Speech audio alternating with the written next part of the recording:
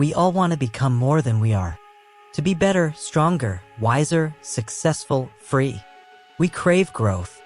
We daydream about becoming someone we haven't met yet, a future version of ourselves. Confident, fulfilled, at peace. But when life hands us the doorway to that transformation, we freeze. We pull back. We make excuses. Because growth requires one thing that terrifies us the most. Why do we fear change so deeply? Because the unknown is dangerous to the primitive brain.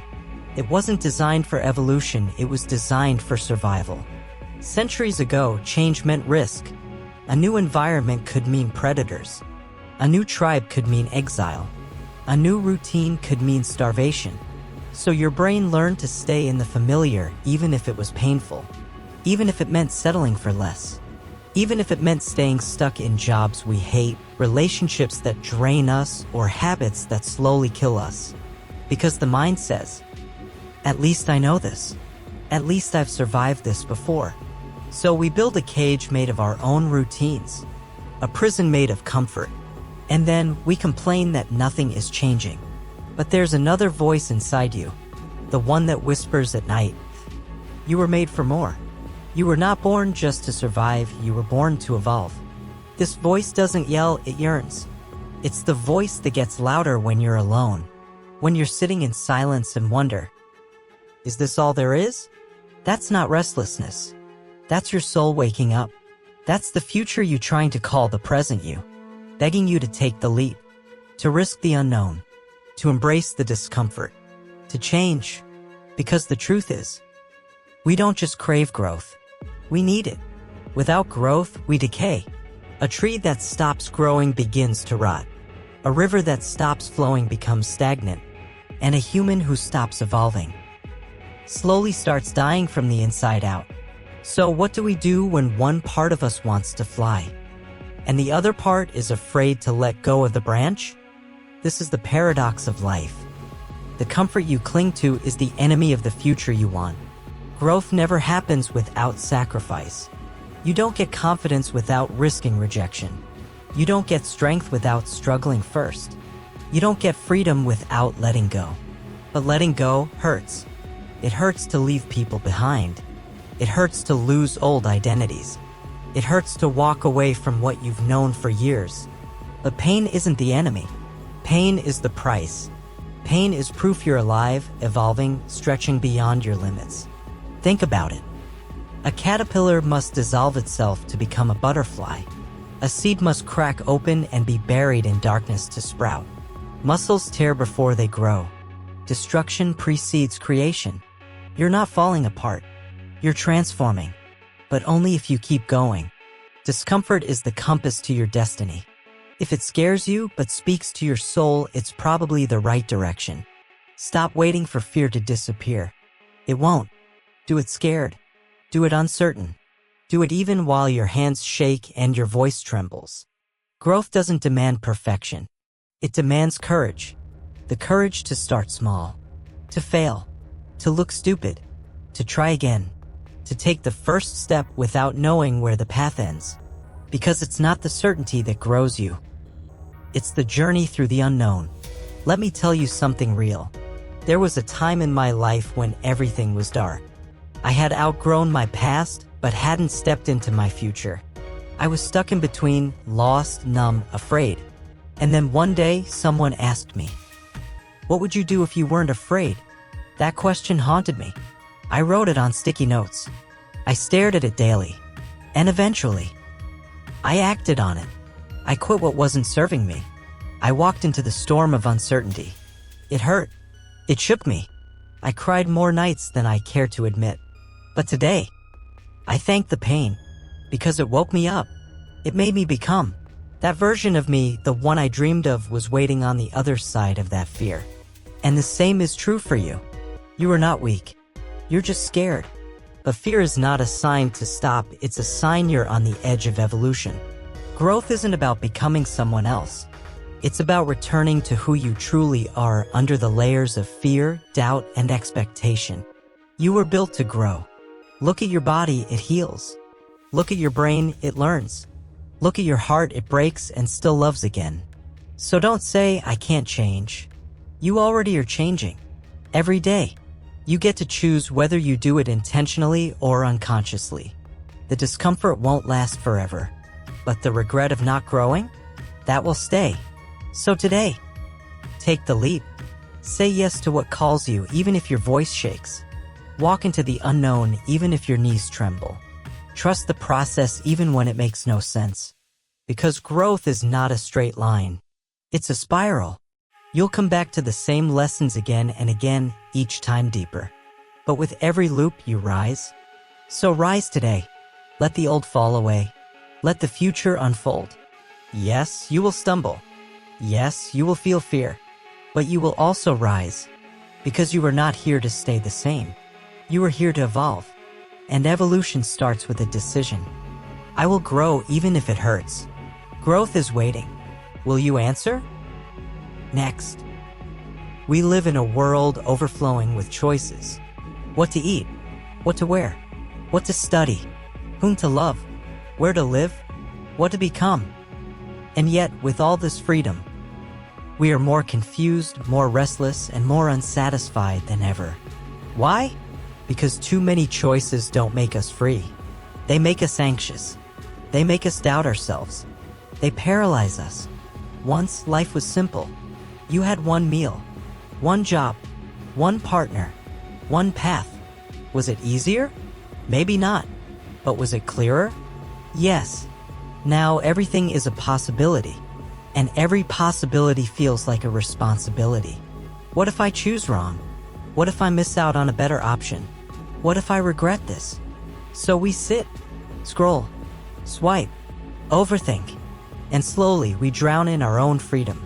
This is called the paradox of choice. More options should mean more happiness. But in reality, it creates more doubt, more stress, and more regret. Every time you choose one thing, you're saying no to everything else. And that hurts. Even if what you chose was great, the ghost of what you didn't choose lingers in your mind. What if the other one was better? This is called opportunity cost. And our brain calculates it endlessly. We overanalyze. We second-guess. We compare our choice to others. We scroll through social media and feel we missed out. Instead of celebrating what we have, we mourn what we could have had. And so, satisfaction dies. Ever felt tired just from making small decisions all day? That's not laziness. It's called decision fatigue. The more choices we make in a day, from breakfast to text replies to career moves, the more our brain drains. By the evening, even choosing what to watch feels exhausting. That's why successful people simplify their lives. Same breakfast every day. Same clothes. Clear routines. Because reducing choices restores mental clarity. Here's the irony. Real freedom doesn't come from more choices. It comes from clarity, from intention, from knowing what truly matters to you and ignoring the noise. True peace comes when you say, this is who I am. This is what I want. This is enough. When you stop chasing every open door. When you choose one path fully and walk it with heart. Because depth is better than width. One meaningful relationship beats 100 flings. One focused goal beats 10 scattered dreams. One clear decision is worth more than infinite hesitation. We are so afraid of commitment today. But commitment is not confinement. It is power. It says, out of all the noise, I've chosen what's right for me. I don't need everything. I need meaning. Commitment gives you peace. It ends the cycle of endless scrolling, swiping, switching. It gives you space to grow deeper, to build something real, to be present. So next time you face a sea of choices, pause. Ask yourself, what actually matters to me? What will serve me in the long term? What feels true, not just exciting? And once you choose, commit. Stop comparing. Stop doubting. Stop peeking over the fence. Because nothing will ever feel perfect. And every choice has a cost. But the only thing worse than choosing wrong is never choosing at all. The world will keep giving you more and more options. But you don't need more. You need meaning. You need clarity. You need direction. And that comes when you dare to say, "This is my path. This is enough." Because in a world of endless choices, peace is the boldest choice of all. Next, you want to be seen, heard, valued, accepted, but at the same time, you want to stand out, be different, be you. And here's the truth. You're not alone in this inner tug of war. Every human carries this tension. I want to be unique, but I also want to belong. It sounds like a contradiction, but it's not. It's a paradox, a beautiful one, and learning to balance it is one of life's greatest lessons. We're social creatures. We're wired to connect, to find our people, to be part of something larger than ourselves. In ancient times, isolation meant death. The tribe kept us safe. The group gave us identity. So we learned to fit in, to be liked, to mirror others. Even now, we crave that same warmth. Through friends, through followers, through family, we ask, "Do I matter to you? Do I belong here?" This is not weakness. This is human. But at the same time, something inside us whispers, "Don't lose yourself in the crowd. You are not like everyone else. You have a voice, a vision, a truth, and that voice is sacred. It's the fire of individuality, the part of you that wants to express, explore, and evolve. You're not here to copy. You're here to create, to bring something into the world that only you can. So what happens when these two needs collide? This is where the pain lives. You try to be yourself, but worry about being judged. You try to fit in, but feel like a stranger to yourself. You dress a certain way, talk a certain way, laugh at jokes you don't find funny, all just to be accepted. But late at night you ask, do they like me or the version of me I created for them? That ache? That's the cost of abandoning yourself for the sake of belonging. And yet, living only for self-expression can leave you lonely. So what's the way forward? There's a difference between fitting in and belonging. Fitting in means changing yourself to be accepted. Belonging means being accepted as you are. And that is rare, but it's real. You find it in the people who don't flinch at your truth, who celebrate your weirdness, who don't need you to shrink or pretend. That kind of belonging isn't found in crowds. It's found in connection. Real, raw, honest connection. You don't have to choose one or the other. You can be yourself and still belong. How? By staying rooted in your truth, even when others disagree. By finding communities that respect authenticity, not perfection. By being honest about what you love, even if it's not trendy. By giving others space to be themselves too. You don't need to be loud to be real. You don't need to isolate to be authentic. You just need to live in alignment. Here's the truth you've been waiting to hear. You are enough, as you are, without the masks, without the edits, without the filters. The world doesn't need another copy. It needs you, and somewhere out there are people who will see you, feel you, respect you, not because you fit in, but because you belong. We all walk a path between two desires, to stand out and to be held. But the true beauty of life lies in the middle, in being fully, unapologetically yourself, while finding your tribe who says, "We see you. You're home here. So walk your path, shine your light, and trust that belonging doesn't mean blending in. It means being seen exactly as you are." Next, We all want to be happy. That's the goal, right? More success, more money, more followers, more fun, more of everything. But the truth is, the more we chase happiness, the more it runs away. Because happiness is not something you catch. It's something you notice. Somewhere along the way, we were told, work hard, grind, stay busy, then you'll be happy. So we ran, we chased, we climbed. But no matter how far we got, it never felt like enough. Because happiness wasn't at the finish line. It wasn't in the next phone, or promotion, or vacation. It was in the small things we ignored on the way. In the cup of tea we didn't sip slowly. In the smile we didn't notice. In the sky we forgot to look at. We miss life trying to win it. Happiness is a feeling, and feelings can't be forced. The moment you chase them too hard, they disappear. Just like sleep. You don't try to fall asleep. You let go and it happens. Happiness is the same. It shows up in surrender, in flow, in presence. When you're no longer trying to be happy, you finally are. In today's world, we're told to be positive all the time. Smile, grind, fake it till you make it. But forcing joy isn't real joy. It's performance.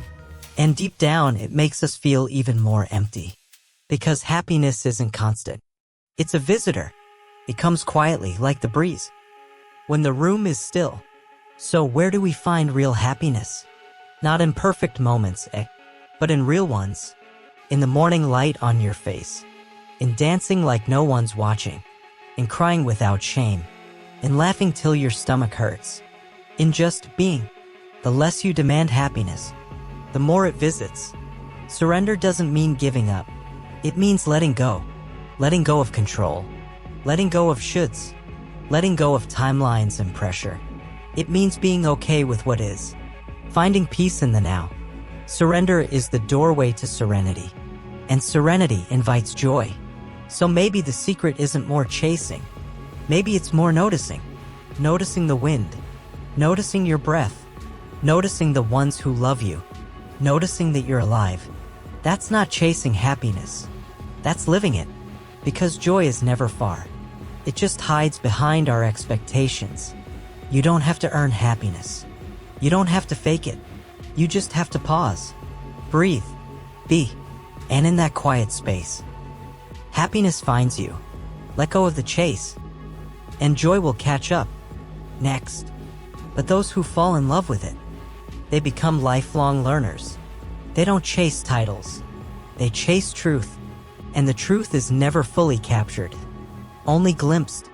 And that's what makes it beautiful. Because if you knew everything, what would be left to explore? Part 6, From Pride to Peace, 16 to 1830. Narrator. There's peace in not knowing. There's strength in curiosity. There's magic in saying, I don't know, but I'm willing to learn. That's not weakness. That's the beginning of greatness.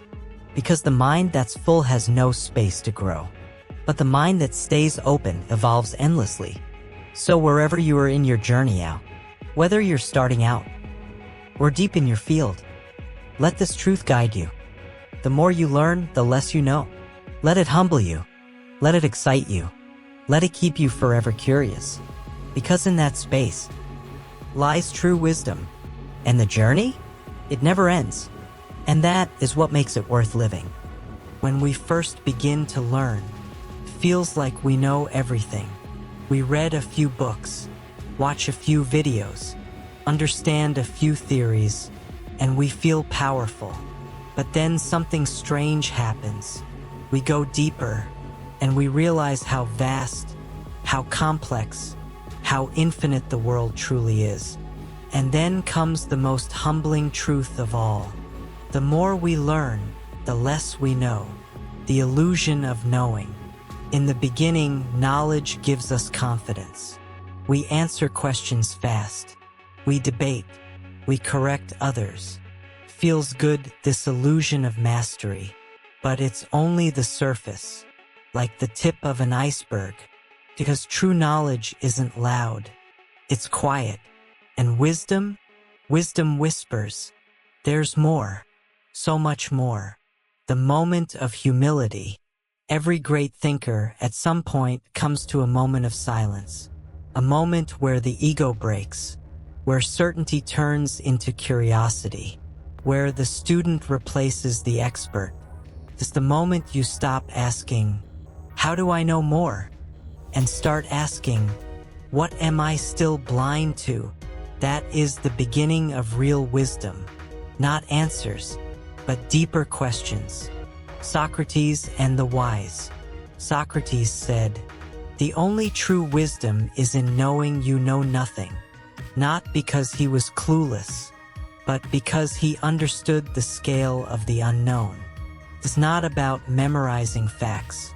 It's about seeing connections, about knowing when you're limited, and choosing humility over pride. True wise people don't speak to impress. They listen to understand, because they know every answer creates 10 new questions. Part 4, The Endless Depth. 10 to 1300 hours. Narrator. Knowledge is like an ocean. You step in thinking it's shallow, but as you walk further, it deepens. The waves grow larger, the floor disappears, and suddenly you're floating in mystery. The beauty of learning is that it never ends. There's no final destination, only a journey of wonder, of awe, of surrender. Why this is beautiful. Some people fear this feeling. I'll never know everything. If this video resonated with you, give it a red heart like, and comment below. Let me know which part or idea you connected with the most. And don't forget to subscribe and hit the bell, because powerful stories and deep truths like this are coming